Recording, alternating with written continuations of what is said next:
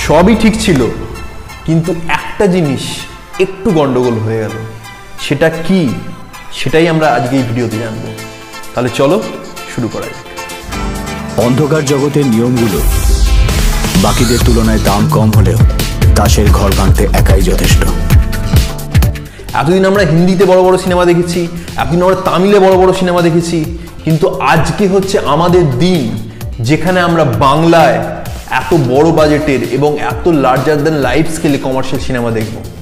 এবং সত্যি যখন এই টিজারটা আমি দেখি তখন আমার মানে হিন্দির মধ্যে বা তামিলে যে সব থেকে বড় মানে একটা ভাস্ট লেভেলে একটা কমার্শিয়াল ইম্প্যাক্টফুল সিনেমা হয়েছিল সেটা হচ্ছে কেজিএফ। সেই কেজিএফ এর কথা আমার মনে পড়েছে। এটা কি সত্যিই বাংলার কেজিএফ হচ্ছে, সেটাই আমরা এই ভিডিওতে জানবো।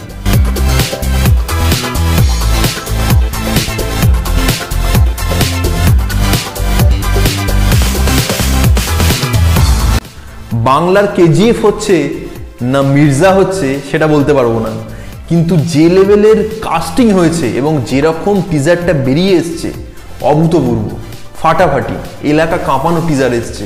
মানে যে কমার্শিয়াল অ্যাসপেক্টগুলো টাচ থাকা দরকার সেই সব টাচগুলো আছে, প্লাস অভিনেতা যারা আছে, কৌশিক গাঙ্গুলি আছে, অঙ্কুশ হাজরা আছে, মানে পুরো স্কেলটা আলাদা জায়গায় একটা লিফট করে দিয়েছে। যদি যেখানে কৌশিক গাঙ্গুলির মতো একটা তাবড়তোড় অভিনেতা সে যদি মেন ভিলেনের রোল করে, আর কি চাই? আমাদের মতো দর্শকদের আর কিচ্ছু চাই না। আমার এই টিজারটার মধ্যে যেটা প্রথমেই বললাম, আমার সব জিনিস ভালো লেগেছে, সব জিনিস ফাটাফাটি লেগেছে, কিন্তু একটা জিনিস যেটা আমি প্রথমে ভিডিও শুরুতেই বলেছি যে একটু গন্ডগোল লাগলো, যেটা হচ্ছে ভয়েস ওভারটা। ভয়েস ওভারটা খুব মানে ডায়লগটা খুব ভালো হয়েছে, সেই অনুযায়ী কাটটাও খুব ভালো হয়েছে, কিন্তু গলার ভয়েসটা অঙ্কুশ হাজরা স্যারের সাথে ঠিকঠাক করে ম্যাচ করেনি। কারণ এটা যদি কৌশিক গাঙ্গুলি স্যারের ভয়েস যদি দেওয়া হতো আমার মনে হয় ইম্প্যাক্টটা আরও বেশি পড়তো, কারণ তার গলার মধ্যে একটা ডেপথ আছে। অঙ্কুশ হাজরা গলার মধ্যে সেই ডেপথটা বা যে মানে পোটেনশিয়ালিটির সাথে এইটা থ্রো হওয়ার দরকার ছিল এই ডায়লগটা বা ওভারঅল পুরো লাইনটা, ইন্ট্রোডিউসিং যে লাইনগুলো এক্কা টেক্কা, এইগুলো যদি মানে ঠিকঠাক করে এক কৌশিক গাঙ্গুলির মতো লোককে দিয়ে যদি বলানো হতো তাহলে জিনিসটা মনে হয় আমার আরও ভালো হতো।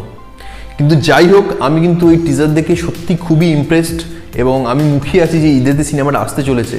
এবং ডাইরেক্টর হিসেবে সুমিত সাইল এরা এই ডুয়োটা কোনোদিনও এত বড় বাজেটের বা এত বড় স্কেলের সিনেমা কাজ করেনি, এবং তাদের নিজস্ব স্ক্রিপ্ট এটা নিজস্ব ডেভেলপ করা। বিভিন্ন কারণে বিভিন্ন সময় এই মির্জা সিনেমাটা মানে সিজ হয়ে গেছিলো, বাট সেখান থেকে যে ফেরত এসছে, যে নতুন করে রিভাইভ হয়েছে, এটা সত্যি একটা অ্যাপ্রিসিয়েশন জিনিস। কারণ বাংলা আমাদের ইন্ডাস্ট্রি এত ছোটো জিনিস, সেখানে যদি কোনো জিনিস মানে সেলফ হয়ে যায় সেখান থেকে ফেরত আনাটা খুবই ডিফিকাল্ট একটা জায়গা।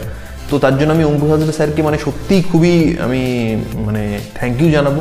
এবং এই ভিডিওটা থেকে বা এই প্রি টিজারটা থেকে আমরা যেটা বুঝতে পারছি যে মির্জা শুধুমাত্র আমাদের এই ঈদে এসেই চলে যাবে না, এর একটা সেকেন্ড পার্টও আসতে চলেছে। কারণ এটা পার্ট 1 জোকার এটার নাম দেওয়া হয়েছে, পার্ট 2টা হয়তো পরের বছরের জন্য এটা রেডি করে রাখা হচ্ছে যে এইটা যদি ঠিকঠাক সেরকম রেসপন্স পায় তাহলে পার্ট 2 অবশ্যই আসবে।